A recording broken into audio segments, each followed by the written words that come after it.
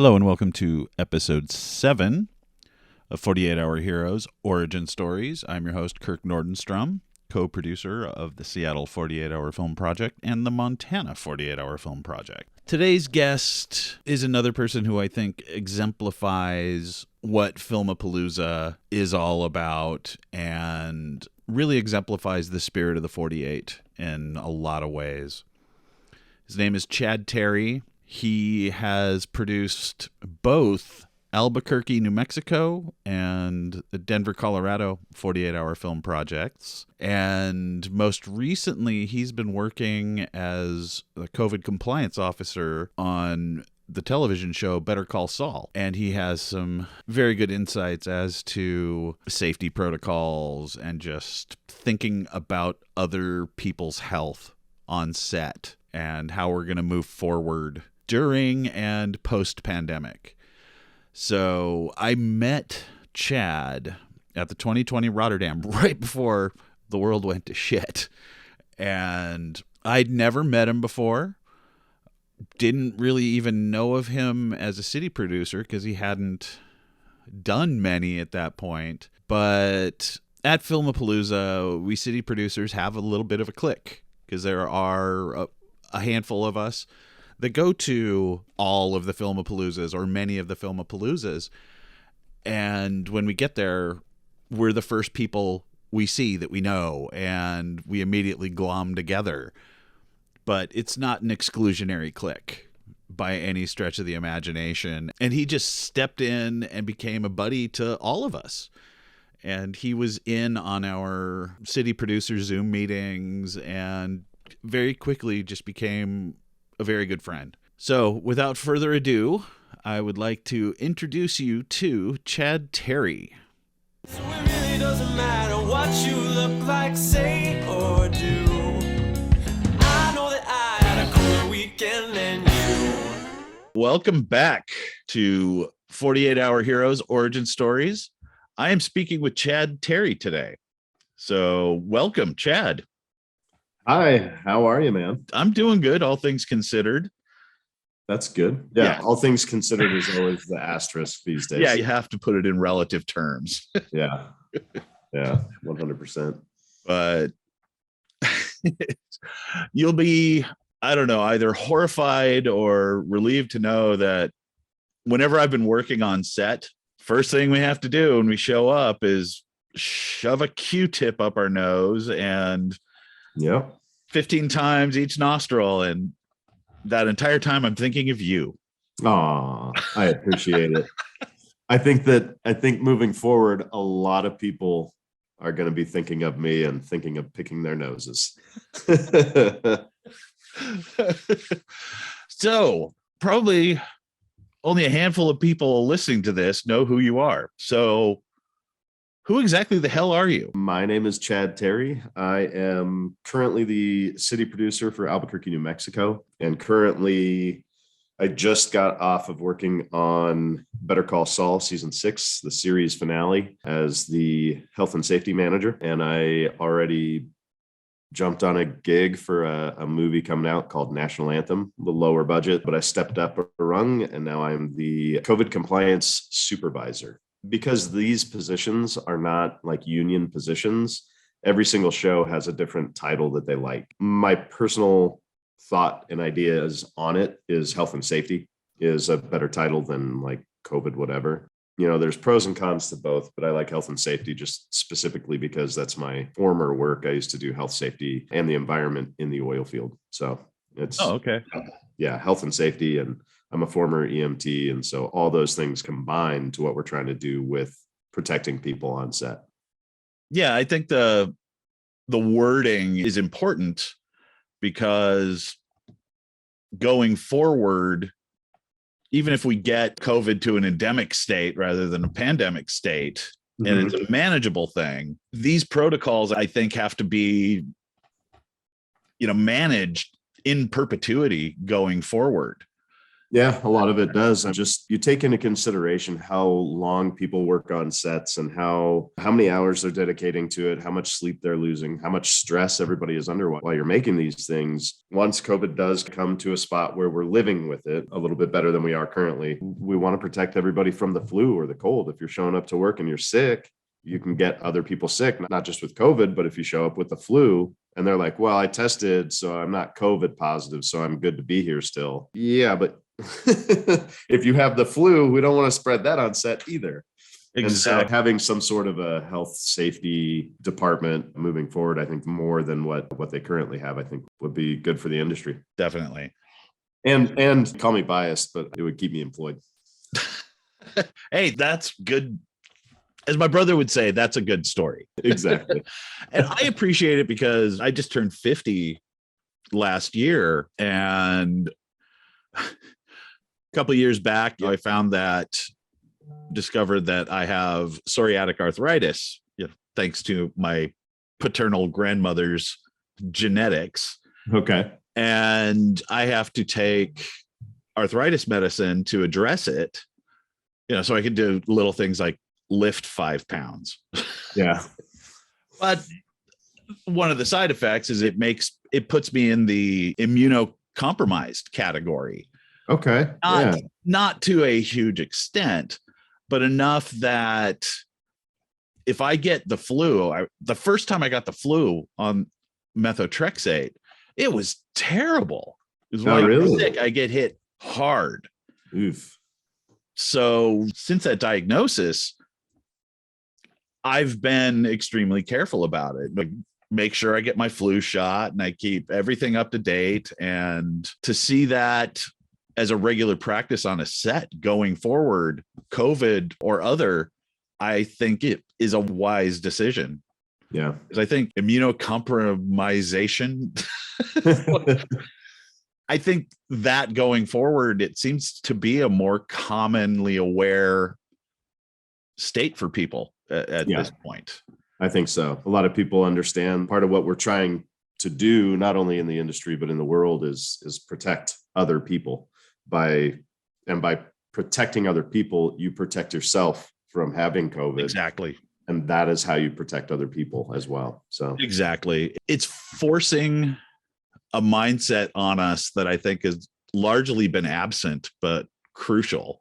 Yeah. Is you protect yourself by protecting others. Or you protect others by protecting yourself. Exactly.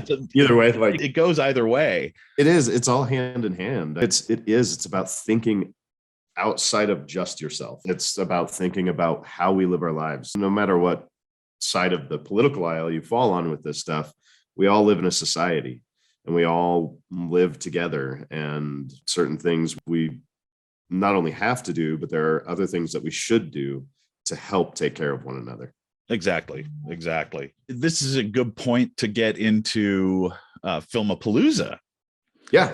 Because the timing of our last in-person Filmapalooza was crazy.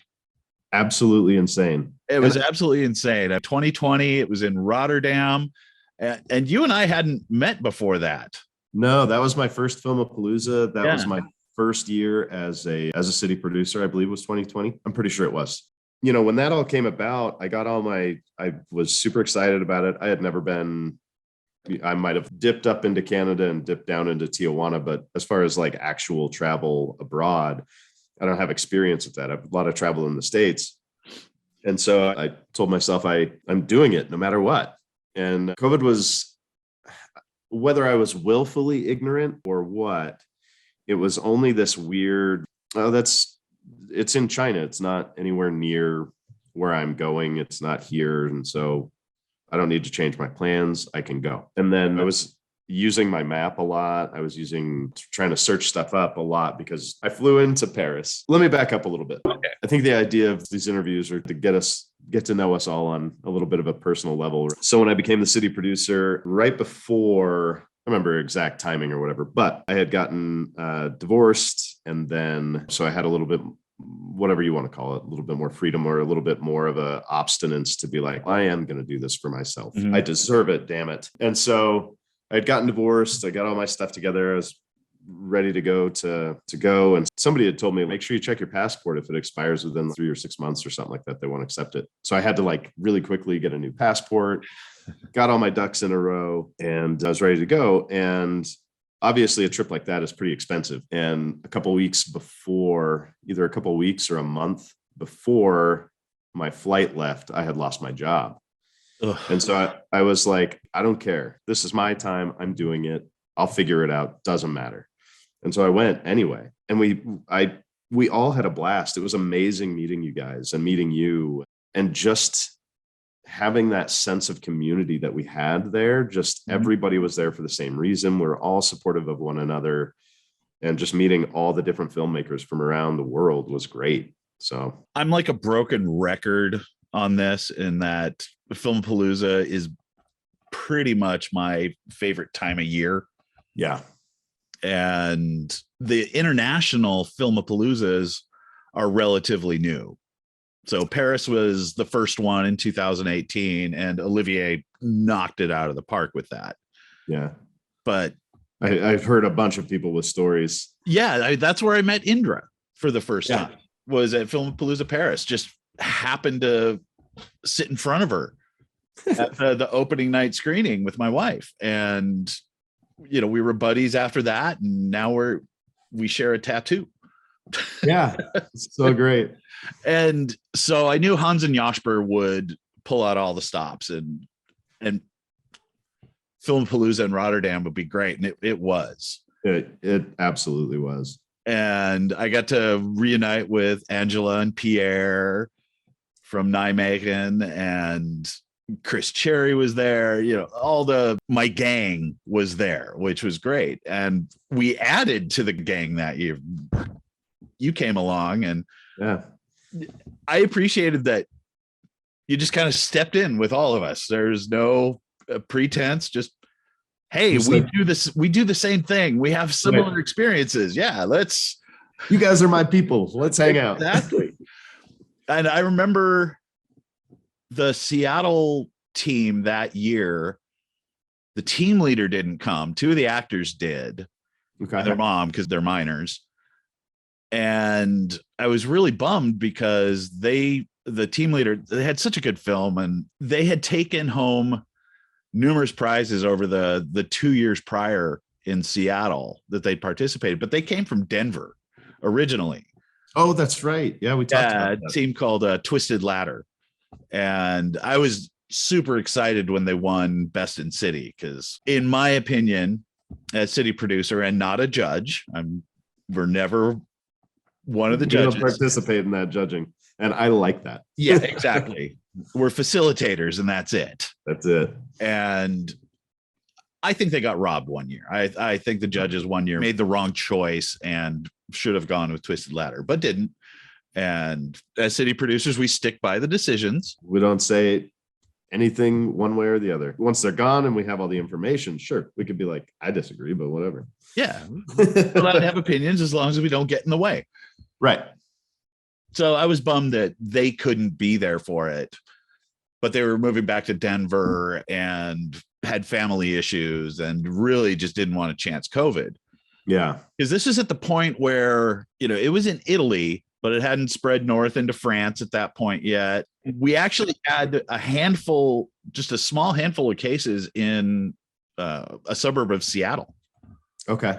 It was Kirkland, Washington. It's right across the Lake Washington from Seattle. And it started popping up in nursing homes. So it was still a novelty when we got together in Filmapalooza. We were all hugging and drinking beers and just hanging out. Yeah. I was like I was saying, I flew into Paris. I went to Disney. I did a whole bunch of different things that were for me. So I flew into Paris, went to Disney, went to Amsterdam, went to the Anne Frank Museum. I went to the Van Gogh Museum. I went to the catacombs. You know, I went all over. And I want to touch on Pierre a little bit because it was interesting meeting everybody. You know, I was still in my little bit of whatever depression you want to call it from getting a divorce. Yeah. Call it funk. Call it getting a divorce and then losing your job is not something that you really hold high. And I was talking to him about how I had the only reason I was in Denver and why I'm in Albuquerque now is because I had moved because we got married or whatever, and I moved for a woman or whatever. And he stopped me and he said, "No, you moved for love." Always the And I was like, philosopher. yeah, I was like, that's absolutely a better way to look at it. Whether, no matter what happened, no matter why or how it all fell apart, it wasn't at that moment. And so that's one of the things I love about meeting all of you guys. We all have these different philosophies and we all have these different ideas about what life and love and passion is. And it was very helpful that he had said that to me at the time. And so thanks, Pierre. Yeah, I met Pierre and Angela in Paris, and they are two of those people that if you don't immediately connect with them, there's something wrong with you, Right. not with them. Exactly.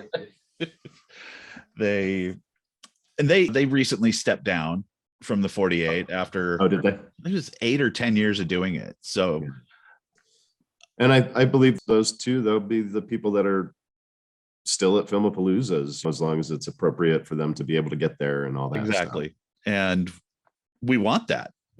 Exactly.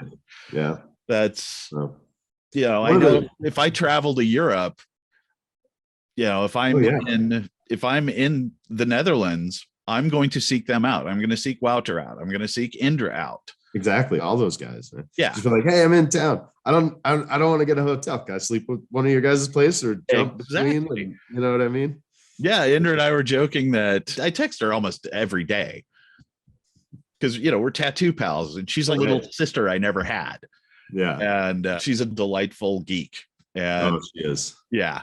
And I said, now that you have your license and a car, next time I come to Europe, we're going to go do a city producer road trip and start getting city producers in cities that don't currently have city producers that need them. We need to go to Oslo. Let's do a quick, just a tour and have fun and all that stuff. And we'll go to Belgrade or Sarajevo, start setting them up in the former Yugoslavia. Yeah, we're getting our second tattoo this go around. Nice.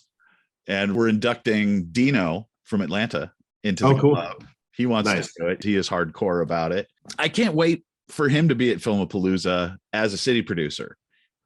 Right. He's been to Filmapalooza in Atlanta and he helped out when he was a participant. And now he gets to experience it from the other side and not really have to work, which is nice.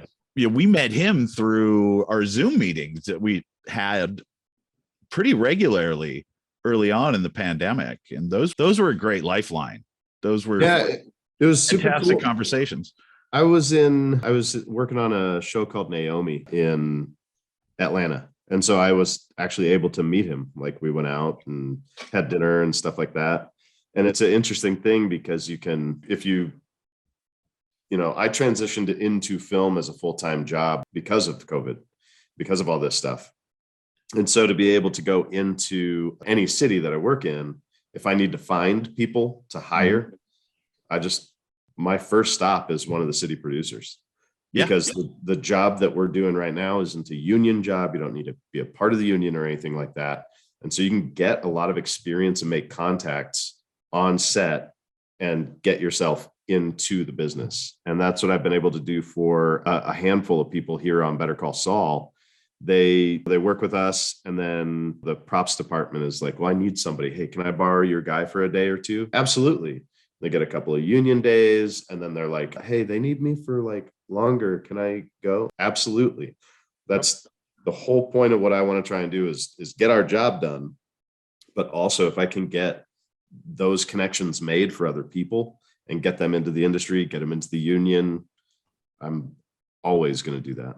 Exactly. I've said this ad nauseum, is that I both love and hate it when a longtime participant in the 48 whose career I've gotten to see start and grow exponentially and love their 48-hour films. I both love it and hate it when they say, hey, I can't do it this year. I'm too busy. That's a good segue into me. Yeah. I have not reached out to Mr. Mark yet, but I am going to, but I'm too busy and I'm going to have to step down as a city producer here in Albuquerque. And it hurts. It's sad, but it gives somebody else an opportunity. And we were talking a little bit about it off the recording. Part of the reason that I made that decision is because of how much I love the 48. Mm-hmm. I don't have the time or energy to put the love into it that it deserves. And I'll always be there, whoever comes up underneath me. And if they need help, I'll always be there to help, and I'll always be there to give them some ideas or contacts if they need it. But I don't have the bandwidth to do it anymore. Yeah. I completely understand that. In 2008, 2009, when I was still in my 30s and a little more energetic and yeah, professionally ambitious, I was getting frustrated with opportunities here in Seattle because it's difficult to carve out a living in this industry in Seattle. Most people end up, for the sake of proximity to family and friends, will move down to Portland because there's a lot more work in Oregon. They have a bigger tax incentive than us by quite a bit, which hopefully will be changing this year. Yeah. Or they move to LA or Atlanta, but people go up the first few rungs in Seattle and then go, no, I got to move. But when I started the 48 here in 2005, I fell in love with it. But by 2008, 2009, I wanted to, expand my career and grow a little more. I just wanted to, edit. I would have loved to have had a career editing B horror movies all day, every day, which isn't going to happen here in Seattle. But I made the best friends of my life here. And in 2010, I met my wife. And another nagging thought in my head was, well, I wouldn't be able to run the Seattle 48-hour film project if I moved down to LA. Yeah. And I love doing it. I mean, this is my 18th year. It's amazing. Yeah. And I'm at a point now where I can't imagine not doing it. But that's a personal and professional decision I've made on my own. Right. Yeah. I've prioritized this over other things. And that can't be the case for everyone. I'm working a good 16 hours a day. I sleep for 4 or 5. Yeah. Do it all again. Yeah. So there's not a lot of room in there to be able to do it. Sadly. But I respect your approach to it in that you can't give it the love and attention it deserves. Right. So you're going to help mentor someone into the position. Yep, absolutely. You can help mentor someone into the position who can give it do all that. And it has been helpful on resumes and things like that as well. So it obviously wasn't a decision I made lightly or anything like that. It took me a long time to get to that point. I think I probably should have come to that decision earlier, but it's hard to let go. It really is. And for me, I have a really unique story, even with the 48. I started my very first 48 when I found it was here in Albuquerque, New Mexico. And after that year is when I moved for love up to Denver. And so I immediately looked for a new group to do it with. Started doing that a couple of times. And then when the city producer job opened up there, I applied, got that job. And then, so I did that the first year as city producer. And then that's when the job loss happened and the divorce happened and everything. And so I wanted to tuck my tail between my legs and come back to Albuquerque. And as I was doing it, the Albuquerque position was open. And so I applied for that, got that. And then in between those, when I was trying to focus on doing Albuquerque that first year is when there are all sorts of different things went on. The guy who took over for Denver, whatever happened, he had to step back as well. And so I helped run Albuquerque and Denver at the same time. And it was interesting because what ended up happening with COVID shutting everything down, everything was online anyway. And so my physical presence really wasn't needed in Denver. And so it worked out for lack of a better term, it worked out that me doing it just strictly online was not only acceptable, was the only way we could do it.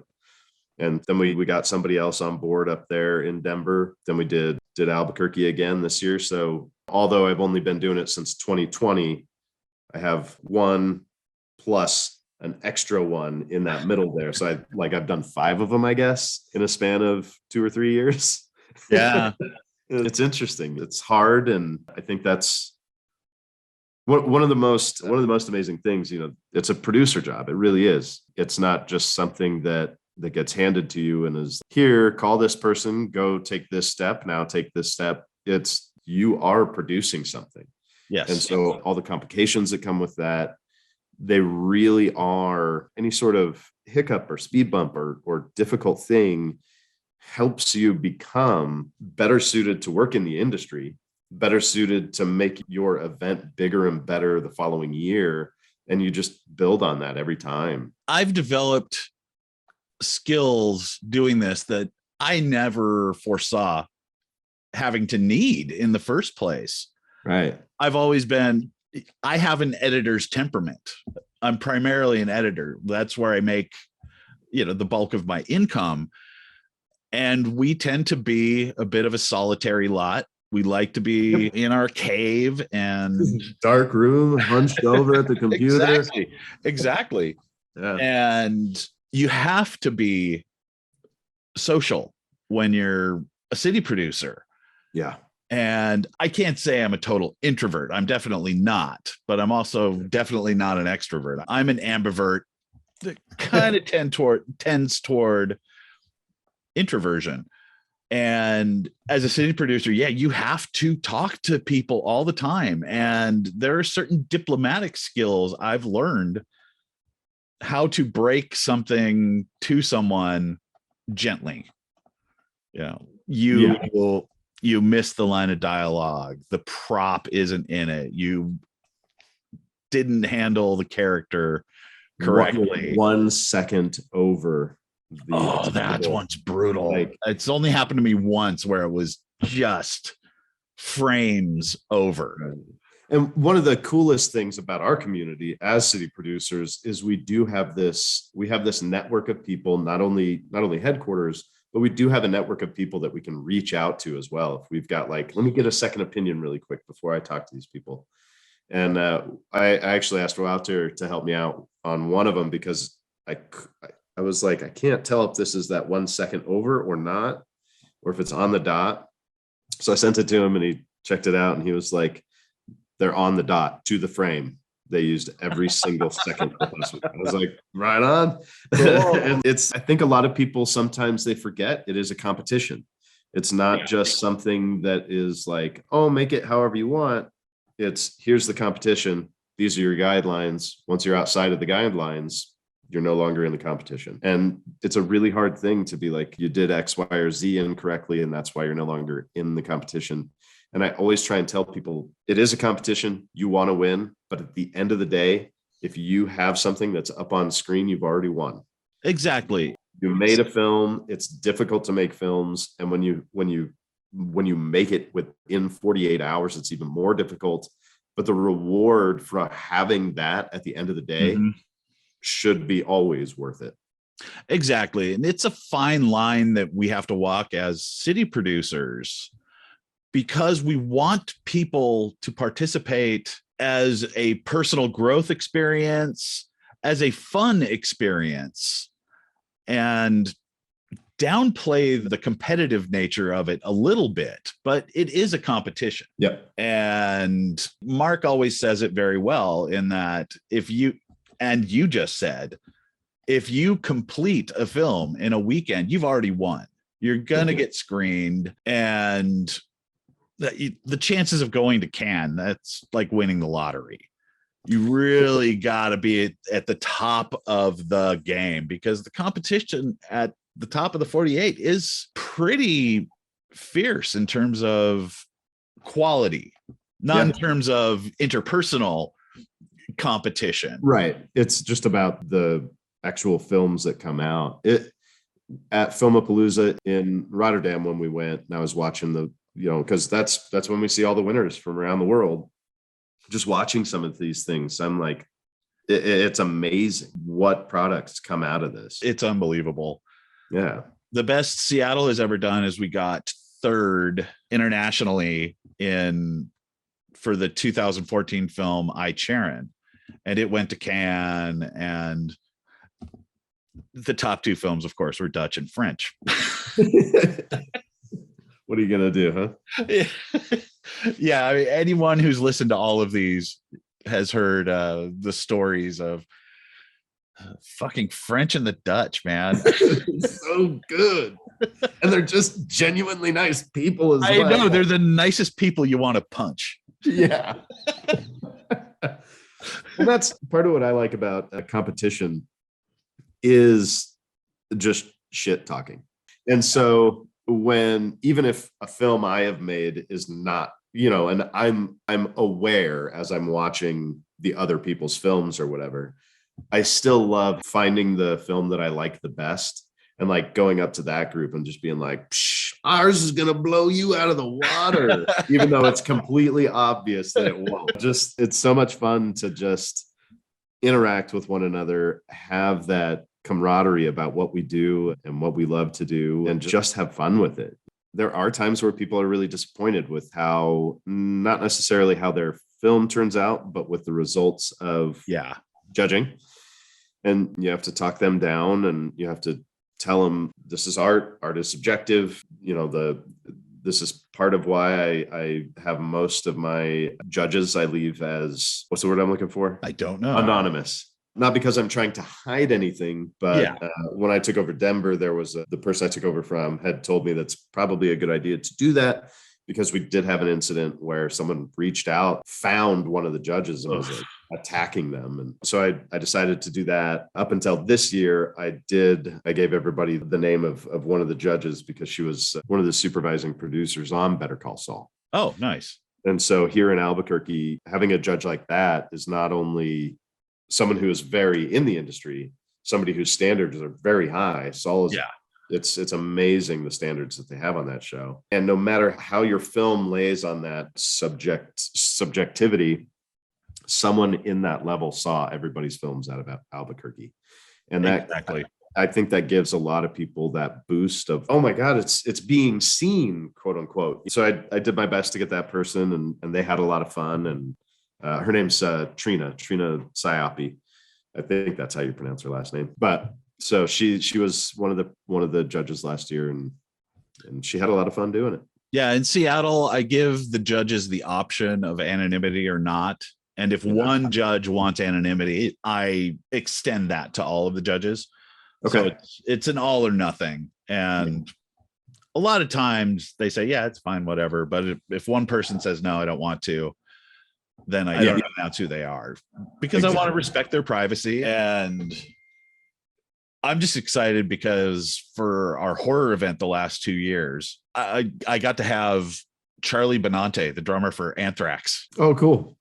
To be a judge, because he's a huge horror fan. And that's awesome. Yeah, a friend of mine who I met through the 48 while he was working at Funko, he got to know Charlie. It's like the most random thing.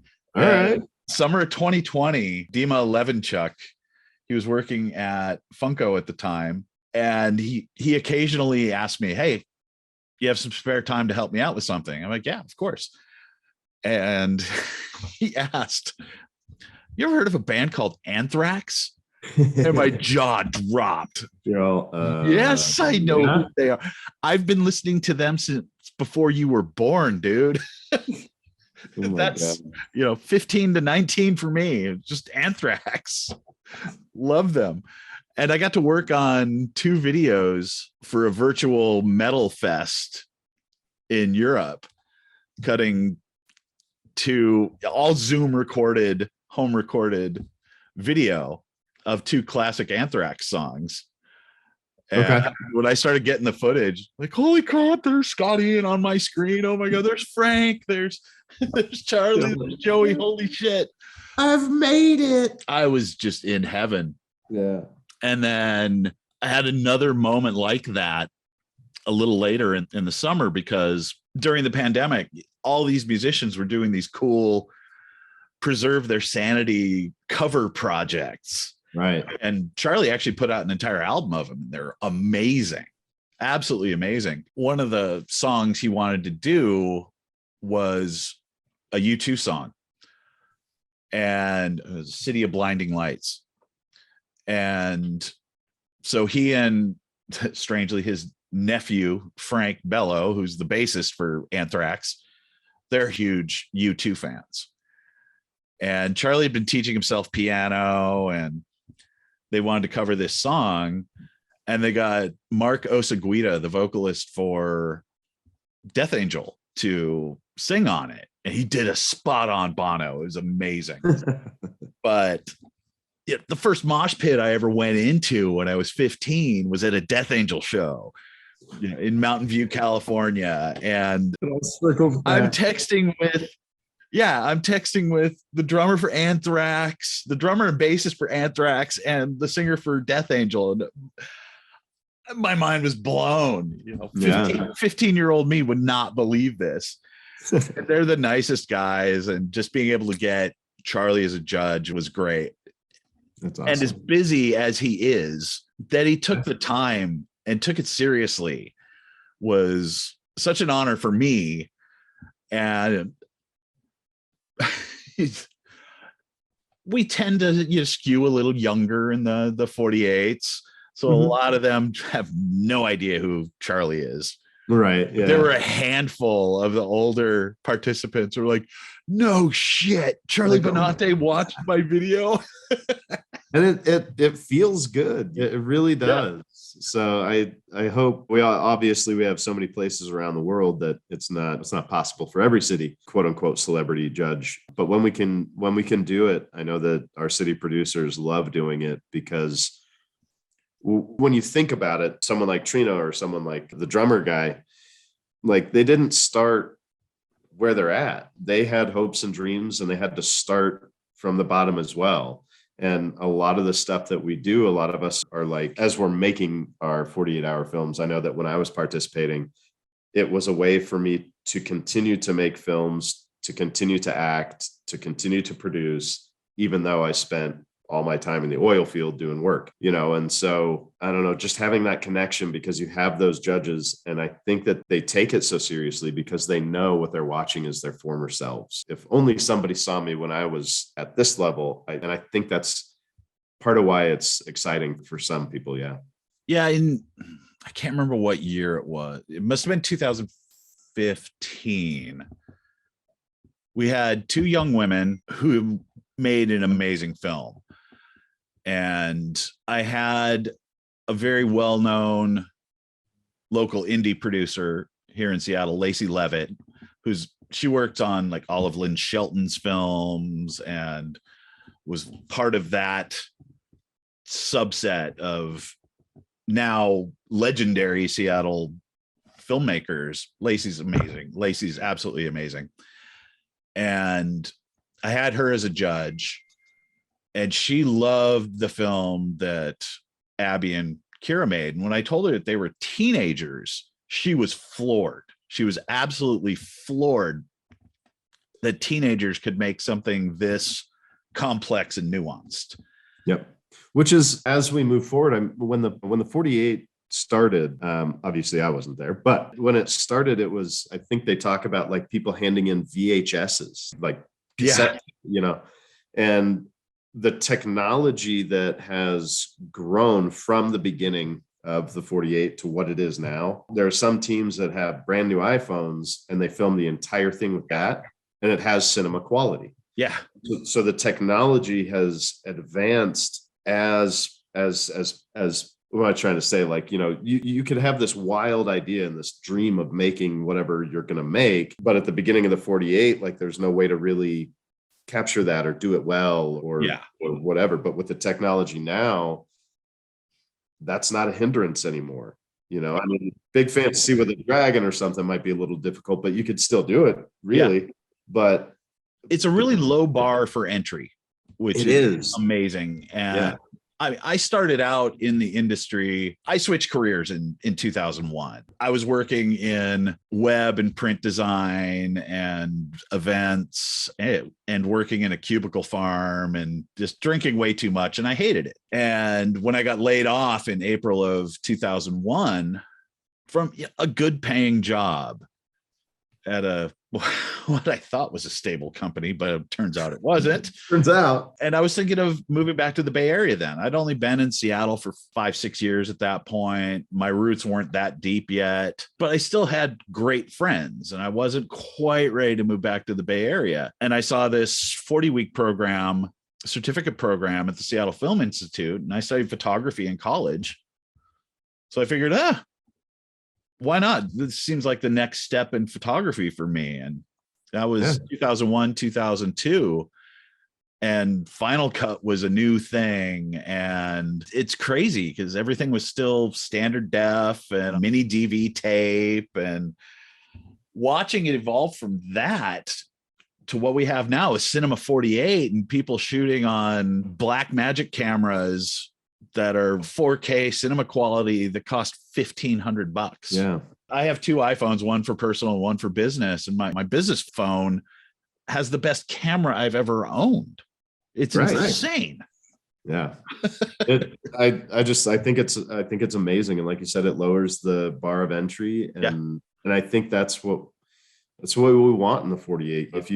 I actually told there was this was in Denver. I believe it was the first year when I city produced in Denver. And as I was going out to, events and bringing people in to tell them about the 48, and because people like to just come to those to get to know everyone, there were these guys that were like, well, we're thinking about it, but maybe next year, like we'll kind of watch and we'll see the movies, and then maybe next year or something like that. And I told them, not like a hard sell or anything like that. I just said, one of the things about the 48 is you're going to mess up. You'll miss a piece of paperwork, or you'll miss the line because your mind was on something else or whatever. There's a lot of ways that you can miss something. Yeah.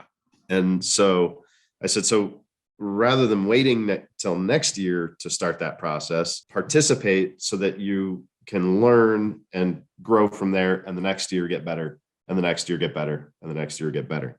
It's because I was like, failure is always an option. And jump into it. That's the only way to do it. Exactly. Because you can't, with the 48, it's unique. You can only prep so much. And so he was like, that's a really good idea. I mean, I'll take that into consideration. So they decided, it was 2 guys, they decided to join and they won that year. Yeah. The film is called Cinnamon. And I thought it was just, how we, I don't know, they're just great. Yeah. It's fascinating to watch people develop. Or I take it back. They may not have won overall, but they won something. They won like Audience Choice Award. They won. I'll have to look back because I take it back. I don't think that they did win, but it was like, it was one of the most celebrated films from that year. They did really well. They did really well. Yeah, they got the best actor, and I think they got the Audience Choice Award, maybe something else. But it was, and I just tell them all the time, I'm like, that one was my favorite. Take it what it is. But it's been a few years, so I apologize to the winner that year. We see a lot of films, people. We see a lot of films.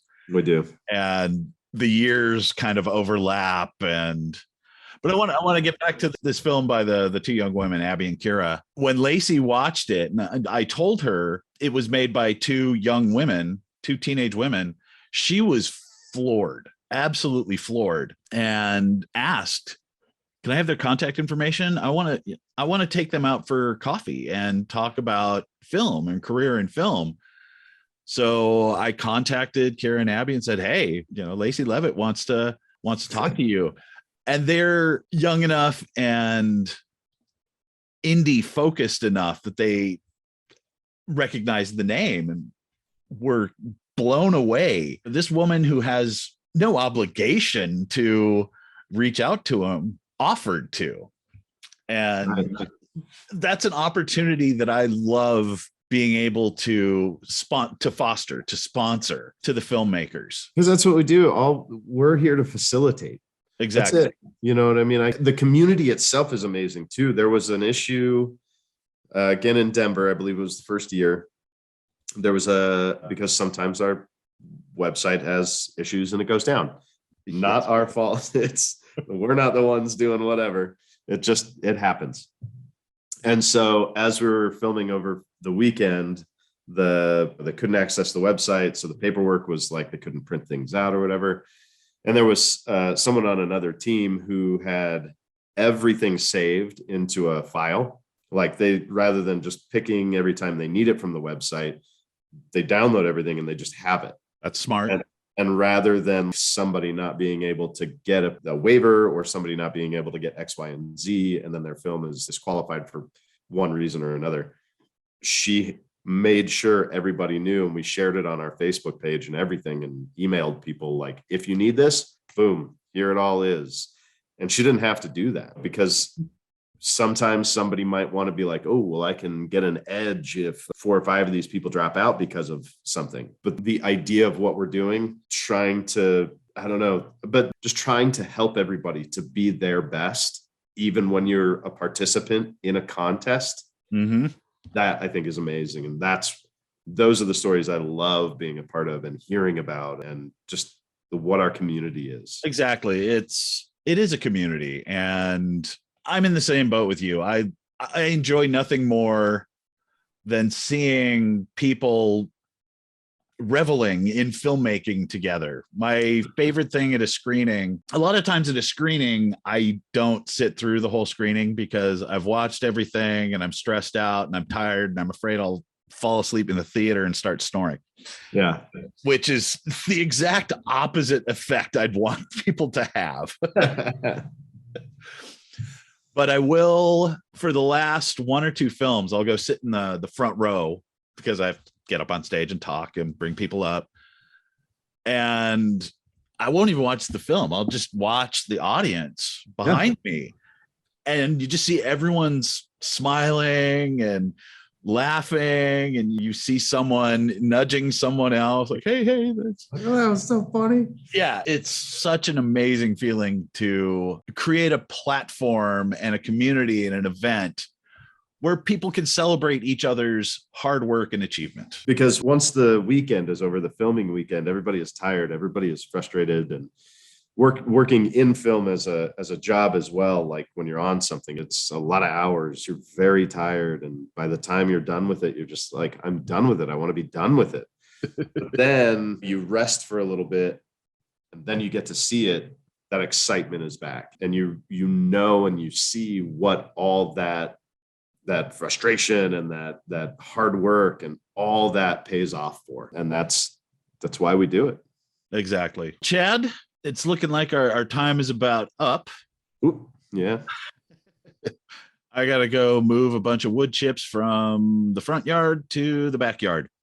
I got to go work on the new film, get everybody lined out, make sure all the tests are done, make sure everybody's safe, make sure everybody's ready to work. It's good work you're doing. It's good work you're doing. I always appreciate our health and safety officers on set. Yep. They have a very hard job. It's very difficult. So if anybody out there is working on a film and you have a health safety or COVID crew, whatever they call it, different things on every set, make sure you guys are kind to them. Make sure you guys are trying your best to make sure everybody on your crew is safe and healthy, because that's the biggest thing we want.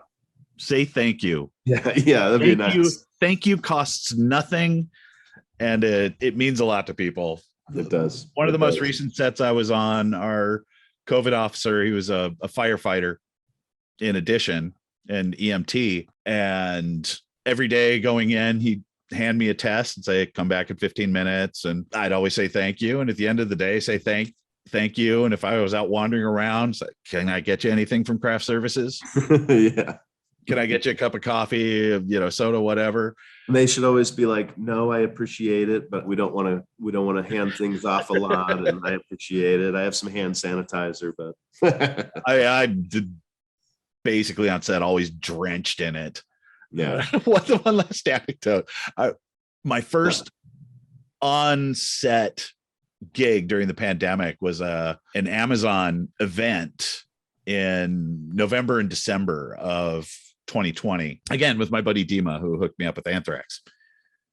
And there was hand sanitizer everywhere, which I was grateful for. But they were, this is during the time when the local distilleries were all getting into the hand sanitizer game. Oh, yeah, yeah. So there was a distinctive aroma to all of these hand sanitizers. Yeah, some of them are not great. You know, some of them, they smell like the booze. You can tell a normal hand sanitizer scent just smells like isopropyl alcohol. Yeah. But whiskey has a distinct aroma. And I had a bottle of this stuff at my desk, and whenever I'm walking around, I'm just dousing myself in this stuff because there were a lot of people there, and there was no vaccine at that point. And I was just worried I was going to get pulled over going home, and the police officer would ask me if I was drinking. Right. Actually, no, I'm just kind of. I've been taking all of this, whiskey distillate externally. Right. It's all externally, not internally. It was nuts. But Chad, again, thank you. I got to make a trip down to Albuquerque. Absolutely. You're always welcome. I've never been. It's a great place. Film here. If you move here specifically for film, you can. Oh, I got to hook you. There's a whole contingent of ex-Seattle people that have moved down there. I got to introduce you. Yeah, absolutely. So I don't know if we've talked about it. I was born in Bremerton. So when you and I became friends at the yes, I remember Filmapalooza, I was like, he's like my hometown buddy. But yeah, one final thing, just signing off. I want to say, I will be stepping down as a producer, but I will be involved with these guys. You guys are my friends now. Yeah. You guys will be talking. Stuck with us, damn it. I'm stuck with you guys. And then whomever takes over here in Albuquerque, I'll be there to help guide them if they need any questions or any contacts or anything like that. Because again, it's a collaborative process. And when you have someone there that you can ask a question, even if it's just a simple question, I'll be there for them. So awesome. I appreciate everything that the 48 has ever done for me. And it was not an easy decision, but I believe it's the right decision for the 48. So excellent. I'm glad the 48 brought us together. Me too. Thank you, Chad. Thank you so much. Good to catch up. And I think we should bring back the Sunday morning meetings again. I think that'd be great. It'd be a lot of fun. Yeah. All right. Thank you, Chad Terry. You're welcome. Soon to be ex-city producer of Albuquerque, New Mexico for the 48-hour film project. Yeah. Check out season 6, Better Call Saul.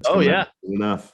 Oh, and also you wanted to mention the brewery for the shirt that we can't see. Oh yeah. Rio Bravo Brewing here in Albuquerque, New Mexico. They're great. They were one of our sponsors. We had our award ceremony back there. They have really good beer. They've got great food. They're just great people. Albuquerque's got a lot of breweries going on, and there's a lot of people in that industry that are amazing people as well. Yeah. And Rio Bravo went above and beyond to help us out, and we really appreciated it. Nice. I love a good microbrewery. I'm a home brewer myself, so nice. Always appreciate a plug for good local. I appreciate brewery. You nudging me to do that. I forgot. So it really doesn't matter what you look like, say or do. I know that I had a cooler weekend than you. 48-Hour Heroes Origin Stories is a production of Media Without Borders and the Seattle 48-Hour Film Project.